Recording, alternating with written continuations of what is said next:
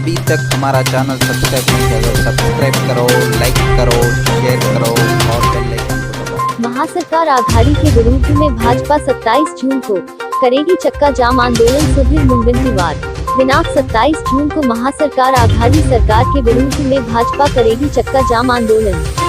OBC को आरक्षण मिले और मुंबई अधिवेशन 2 दिवसीय न होते हुए यह एक सप्ताह का अधिवेशन हो, जिसमें हम अपनी मांग इस अधिवेशन में रख सके।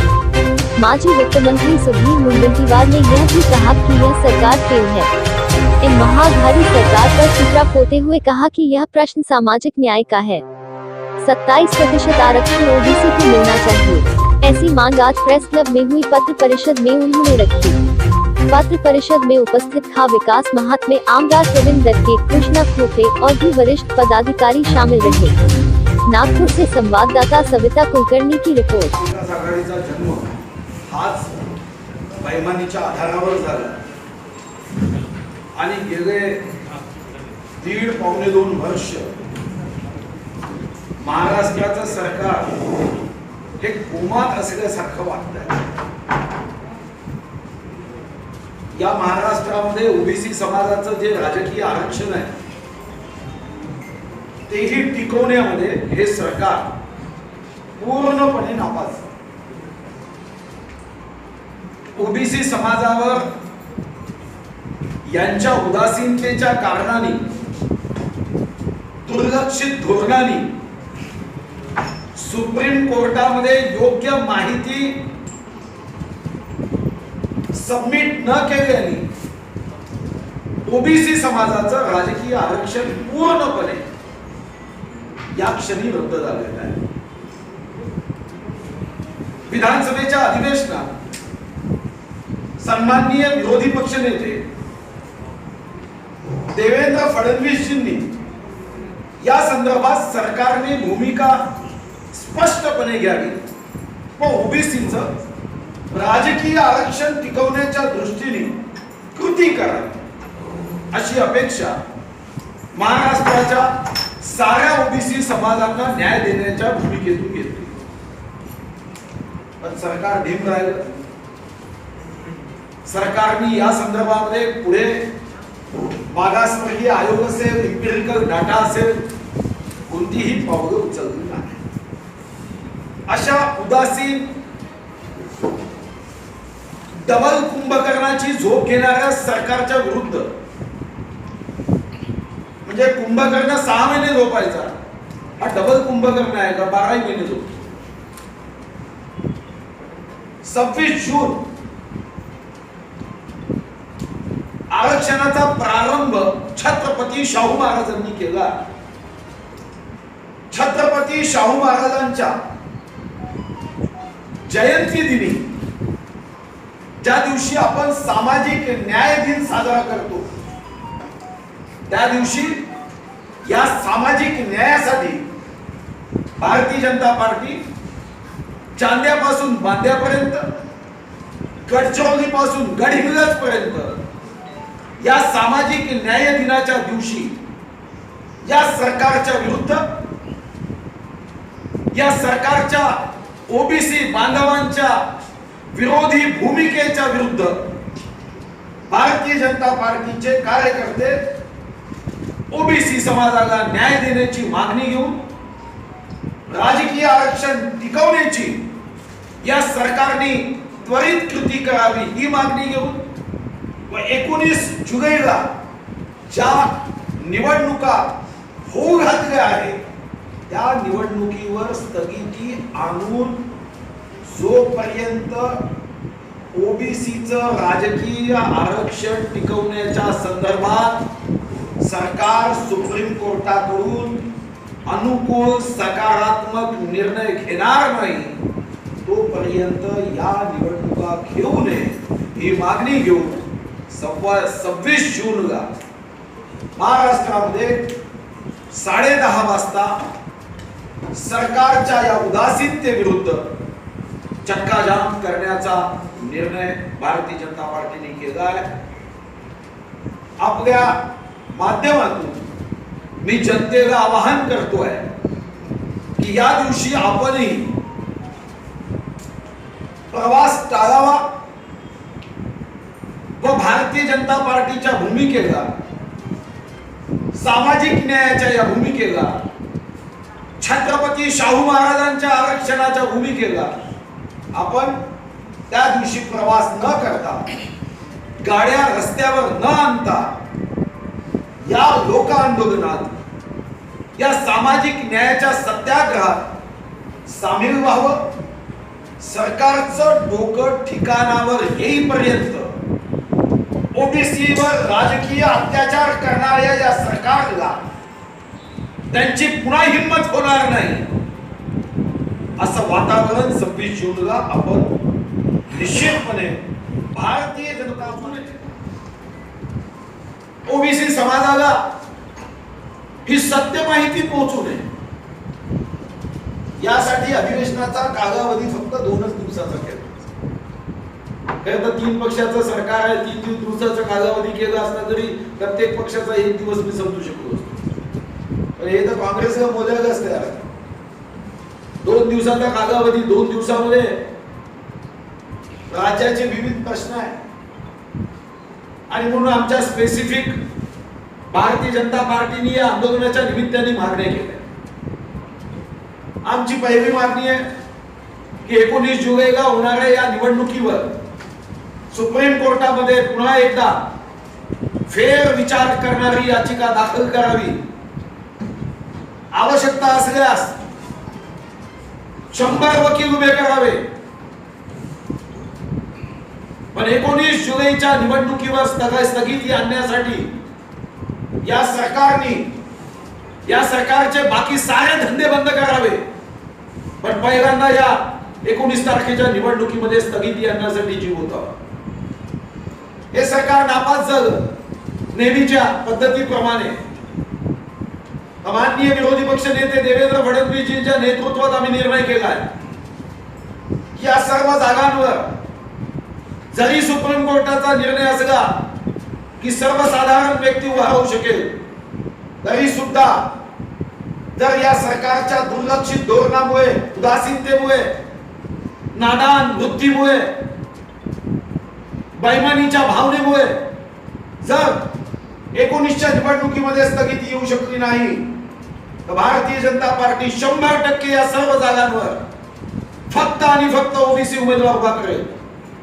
भारतीय जनता पार्टीच्या वतीने 100% जागा या जरी सुप्रीम कोर्टाने आरक्षण काढलं असेल तरी छत्रपती शाहू महाराजांच्या आरक्षणाच्या भूमिकेचा पुनरुच्चार करत या 100% ओबीसी उमेदवार या सर्व जागांवर भारतीय जनता पार्टी उभे करण्याचा निर्णय हा भारतीय जनता पार्टीने केलेला आहे. 26 तारखेला आमची आंदोलनाची सुरुवात होईल. हा शंखनाद आहे, हा एल्गार आहे आणि सरकारचं डोकं ठिकाणावर आलं नाही तर या आंदोलनाच्या आधीमध्ये सरकार ठिकाणावर राहणार नाही. सरकारला आमची चेतावणी आहे, इशारा आहे की मुंबईच्या मंत्रालयात बसून मराठा आरक्षण तुम्ही गाजवलं, ओबीसी आरक्षण गाजवलं, मागासवर्गीयाच्या पदोन्नतीचं आरक्षण, या राज्याचे एक मंत्री पदोन्नतीत आरक्षण दिलं नाही तर काय काय करेल याची यादी वाचत होते. शांत झाले. असा कोणता बर्फ डोक्यावर ठेवला की त्यानंतर डोकं ठिकाणावर आलं, शांत झाले. धीरे धीरे सामाजिक समरसतेच्या या पुरोगामी महाराष्ट्रात सरकार कधी ओबीसी बांधवांवर अन्याय करताय, अनुसूचित जातीला हक्कापासून वंचित करताय, मराठा बांधवांना न्याय देण्यामध्ये अपयशी ठरताय. 26 जूनला भारतीय जनता पार्टीचा हा पहिला आंदोलनाचा टप्पा असेल. आपल्या माध्यमातून मी सरकारला ही चेतावणी देतोय की 26 जानेवारीच्या या आंदोलनाची आग समजून घ्या. हे जरी कोरोनाच्या महामारी संकटात आम्ही या आंदोलनामध्ये एक प्रतिकात्मक शक्ती प्रदर्शन करतोय, पण या आंदोलनाची धग, या आंदोलनाची आग जर आपण समजून घेतली नाही तर लक्षात ठेवा की ओबीसी समाज असेल, मराठा समाज असेल, अनुसूचित जातीचे बांधव असेल, या मस्तवाल सरकारला ठिकाणावर आणल्याशिवाय राहणार नाही. आपल्याला एक प्रश्न विचारायचा वैशिष्ट्य असं आहे की गुरगोडी 3 पक्षामध्ये आहे आणि एका पक्षामध्ये इतर सर्व नेत्यांची एकमेकावर गुरगोडी. त्यामुळे यांचे निर्णय हे अशाच पद्धतीने भविष्यातही होण्याची शक्यता आहे. सरकार स्थिर आहे पण त्यापेक्षा फाईल जास्त स्थिर आहे. ते इकडून तिकडे जातच नाही. एका टेबलवर जज चिपक गया त्या पुढे निर्णयच होत नाही. करतोय हा प्रश्न पक्षाचा नाही, हा पक्ष निवडणुकीचा नाही, हा प्रश्न सामाजिक न्यायाचा आहे. आणि या सामाजिक न्यायाच्या दिवशी आपण या चक्का जाम आंदोलनामध्ये सरकारच्या विरुद्ध सहभागी व्हावं. खर तर या राज्य सरकारने जेव्हा महाराष्ट्र जिल्हा परिषद आणि पंचायत समिती कायद्याच्या कलम 12(2)(c) प्रमाणे ओबीसीच्या 27% आरक्षणाच्या संदर्भामध्ये जेव्हा याचिका दाखल झाली, 15 महिने तारीख पे तारीख, तारखेवर तारीख, पण 15 महिने सरकार पूर्णपणे सुप्रीम कोर्टाला माहिती देत नव्हतं. सुप्रीम कोर्टाने विचारलेल्या प्रश्नाची उत्तर देत नव्हती.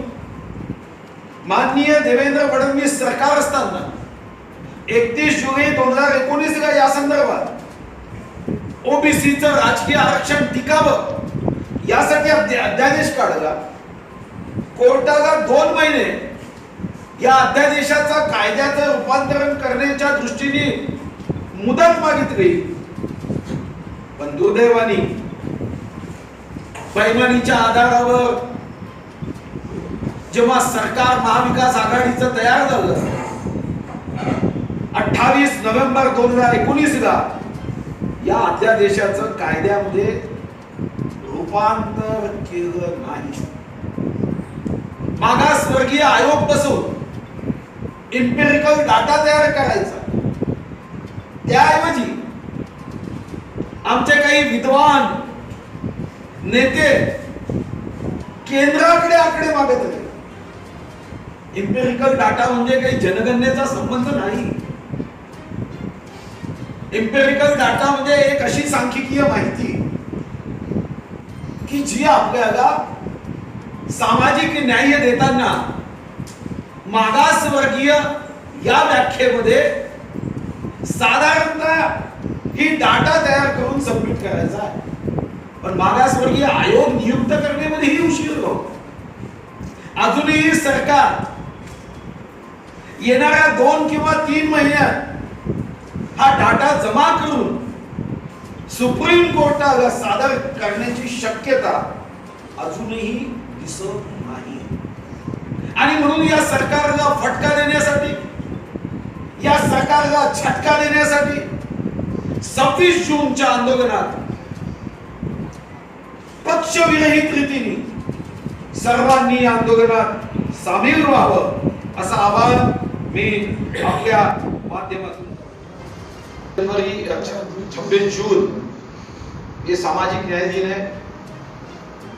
छत्रपति शाहू महाराज जी ने आरक्षण की सुविधा जो पिछड़े हैं, तब कोई संविधान में प्रोविजन नहीं थी, प्रावधान नहीं था, फिर भी सामाजिक समरसता के तहत पिछड़े समाज को मुख्य प्रवाह में लाने के लिए आरक्षण दिया था. 28 नवंबर 2019 में जनता के मतों का अनादर करते हुए, जनता के वोटों के साथ बेईमानी करते हुए एक सरकार का जन्म हुआ, जिस सरकार का लक्ष्य सिर्फ कुर्सी प्राप्त करना था. यहां तक ठीक है, बेईमानी करके उन्होंने कुर्सी पा ली, जनता के मतों के साथ विश्वासघात किया, मगर अब जनता के मतों के साथ में ही सामाजिक समरसता को ध्वस्त करने का काम सरकार कर रही है. मराठा आरक्षण जो माननीय देवेंद्र जी के नेतृत्व में पूरी ताकत के साथ उच्च न्यायालय में इस आरक्षण पे शिक्कामोर्तब करने की पूरी कोशिश की और उसमें हमें यश भी मिला। मगर इस सरकार ने, सुप्रीम कोर्ट ने मराठा आरक्षण को भी टिकाने में ये असफल रहे, फेल हुए। ओबीसी राजनीतिक आरक्षण में 15 महीनों में तारीख पे तारीख सुप्रीम कोर्ट बार बार जानकारी मांग रहा था, मगर ये नेता जनगणना के पीछे लगे थे। जनगणना सही समय पे होगी, मगर इंपेरिकल डाटा लेने के लिए एक मागास वर्गीय आयोग की स्थापना करनी थी। एक सांख्यिकीय ऐसी जानकारी, ऐसे तथ्य जो हम 2 महीने 3 महीने में ले सकते हैं, वो तथ्य लेने में भी हम असफल रहे। और फिर कोर्ट ने कहा कि तब तक सारा आरक्षण जो ओबीसी समाज का है ये हम स्थगित करते हैं।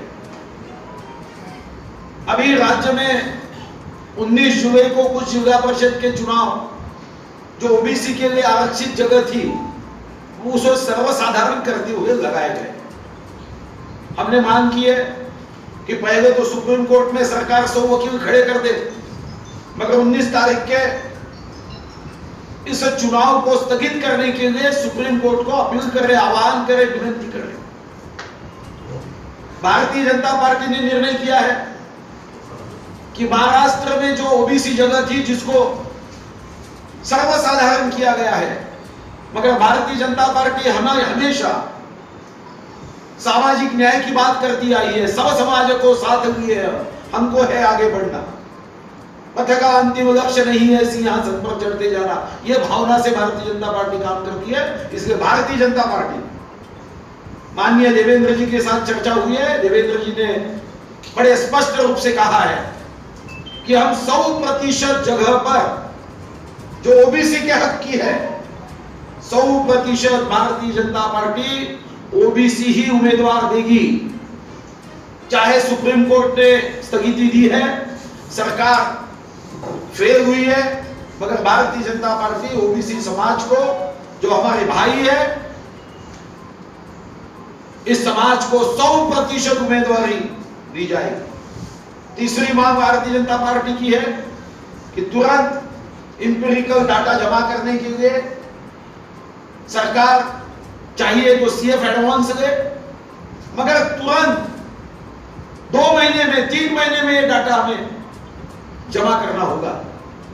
कुछ नेता लोगों में गलतफहमी फैलाते हैं कि इंपेरिकल डाटा जो है वो केंद्र से हमने मांगा है।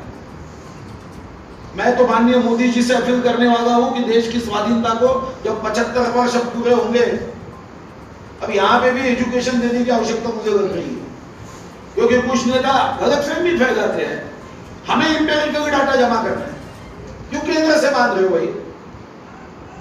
आप 500 लोगों की नियुक्ति करो, पैसा खर्च करो, थोड़ा सा डाटा जमा करो। ये तो सांख्यिकीय डाटा है, कोई हर घर में हमको जाना नहीं है। ओबीसी समाज में भारतीय जनता पार्टी ने सरकार रहते समय ये एकमात्र पार्टी है जिसने महाराष्ट्र में ओबीसी मंत्रालय किया, उसे भी पैसा नहीं दिया जा रहा। मैंने खुद 18 जून 2019 को बजट में इस विदर्भ में, मराठवाड़ा में, उत्तर महाराष्ट्र में ओबीसी विद्यार्थियों के लिए, विद्यार्थिनियों के लिए हर जिले में हॉस्टल निर्माण करने की घोषणा की। पैसा नहीं दिया जा रहा है। ये सरकार पूरी तरह से विफल हुई है। ये सरकार ओबीसी विरोधी है और इसलिए ये सरकार के खिलाफ 26 जून को 10:30 बजे चांदा से बांदा तक, गढ़चिरौली से गढ़ीमिलस तक हमने चक्का जाम करने का निर्णय किया है। मैं महाराष्ट्र की जनता से आह्वान करता हूं, अपील करता हूं, आप कोई भी पार्टी को हो, आप कोई भी संस्था के हो, अभी हमने सब एक होना चाहिए। सरकार के खिलाफ ओबीसी का आरक्षण और इस गंभीर विषय पर सरकार डबल कुंभकर्ण की नीति अपना रही है। कुंभकर्ण 6 महीने सोता था, ये 12 महीने सो रही है। इसके खिलाफ में वो चाहे कोई भी पार्टी का कार्यकर्ता हो, अगर वो हमें कहेगा कि हम भारतीय जनता पार्टी के झंडे के नीचे 26 जून को नहीं आ सकते, तो उनके लिए अलग से एक शतरंजी रखी जाएगी, उस पर वो बैठे। मगर ये चक्का जाम में निश्चित रूप से जो ओबीसी बांधवों की बात करना चाहता है, भारतीय जनता पार्टी उसका स्वागत करती है। आपको जिसको वोट देना है वोट दीजिए, मगर अन्याय के खिलाफ हमें सबको एक होना है। ये समाज के पीछे साथ में पूरी तरह से खड़ा होना है। ये भावना के साथ 26 तारीख के इस आंदोलन में सब लोग एकत्रित हो, और इसके साथ ही मेरा आह्वान है कि हमारा शंखनाद है, एल्गार है, सरकार सुधर जाए। सरकार ने इस विषय में बड़े गंभीरता के साथ बात करनी चाहिए, और इसलिए अधिवेशन जो 2 दिन लिया जा रहा है, ये अधिवेशन भी बढ़ाया जाए, जिसमें मराठा आरक्षण, ओबीसी आरक्षण, किसानों के विषय है। 800 करोड़ धान उत्पादकों का बोनस दिया नहीं, मगर वाइन वालों का प्रोत्साहन का पैसा दिया। किसानों को पैसे देने के लिए सरकार के पास पैसे नहीं, मगर वाइन प्रोत्साहन योजना को पैसे देने के लिए पैसा है। और इस पार्टी के कुछ नेता तो ऐसे हैं जो पत्र लिख के कहते हैं कि परमिट रूम वाले इस कोरोना में, लॉकडाउन में उनका धंधा कम हुआ, इसलिए उनके बिजली के बिल माफ करो। क्या प्रेम है दारू वालों पे? मगर किसान जो अनाज पकाता है, बिना दारू पिए जी सकते हैं, बिना अन्न खाकर कोई जी रहा है, ये तो मुझे लगता है तो उसका तो गिनीज रिकॉर्ड बुक में नाम जाएगा। दारू वालों की बहुत चिंता पड़ी है, किसान की चिंता इस सरकार को नहीं है। हम चाहते हैं कि अधिवेशन भी बढ़ाया जाए। अगर सही में जनता के हित की बात ये सरकार करती है तो अधिवेशन बढ़ा के इस सारे विषयों पे तर्कशास्त्र के आधार पर चर्चा हो। कितने दिनों का अधिवेशन बढ़ना चाहिए आपको ऐसा लगता है? नहीं, अधिवेशन तो हर जुलाई का अधिवेशन जो है जी, ये वैसे 4 सप्ताह होता है, ठीक है, 3 सप्ताह होना चाहिए। क्या कोरोना इनके कान में आके कहता मुझे पता नहीं, मगर अधिवेशन आया कि ये कोई ना कोई नई स्ट्रेन निकालते हैं। तीसरी लहर आने के चांसेस है, ऐसा उनका भी कहना है। तो फिर चुनाव में कोरोना शांत रहता है क्या 19 जुलाई को? और 5 जुलाई को अधिवेशन दिया तो कोरोना कहता है इनके कान में आके कि देखो अधिवेशन लोग में तो अधिवेशन से मेरी दुश्मनी है, चुनाव से दुश्मनी नहीं। बैमानीच्या आधारावर 30 बोगे बघूके तो बेर कहाँ से आए? तुम्ही जेव्हा 24 ऑक्टोबर 2019 ला 161 विधानसभा भाजप, भारतीय जनता पार्टी आणि श्रद्धेय स्वर्गीय हिंदू हृदय सम्राट बाळासाहेब ठाकरे यांची शिवसेना 161 विधानसभा आल्या, 2,30,58,525 मतदारांनी मतरूपी आशीर्वाद दिला। तुम्ही एका दिवसात बैमानी केली, असा काय विचारामध्ये भेद पडला होता? तर बैमानी करणाऱ्यांच्या मनात प्रामाणिकता कशी आहे? ती महामंडळात तीच बैमानी चालणार आहे। इस आंदोलन के साथ भारतीय जनता पार्टी के साथ कितनी ओबीसी संगठनाएं हैं। 26 जून को आपका आंदोलन है, वहीं लोनावाला में 26 और 27 को एक भुजबल साहब के नेतृत्व में वहाँ पर ये किया जा रहा है, चिंतन बैठक का आयोजन किया जा रहा है। वहाँ पर भी कल पत्रकार परिषद, कितनी ओबीसी संगठनाएं आपके साथ में? नहीं, कई ओबीसी भाई, ओबीसी संगठनाएं हमारे साथ है। सभी ओबीसी संगठन नहीं, सभी राजनीतिक पार्टी के ओबीसी नेता ये आंदोलन में शामिल हो। अगर वो चाहते हैं कि भारतीय जनता पार्टी के झंडे के साथ उन्हें एलर्जी है, कुछ रिएक्शन आ सकती है, तो उनके लिए हम अलग सतरंजी का बंदोबस्त करेंगे, जिसपे कोई भारतीय जनता पार्टी का झेंडा नहीं। आणि काँग्रेसला विधानसभेच्या अध्यक्षाचं पदच द्यायचं नाही। त्यामुळे हा काँग्रेसचा प्रश्न आहे की त्यांच्यामध्ये जर स्वाभिमान असेल तर त्यांनी अध्यक्षपदाची निवडणूक तर लावूनच घेतली पाहिजे। आता हा त्यांचा प्रश्न आहे की काँग्रेसनी अशा पद्धतीने जो मिला वो सही या भावनेने काम करेल। सुधीर भाऊ, चौकात एकमेव कार्यक्रम होणार आहे, माननीय देवेंद्रजी त्याचं नेतृत्व करणार आहे। तो सकाळी 10:30ची वेळ 11 सुरू।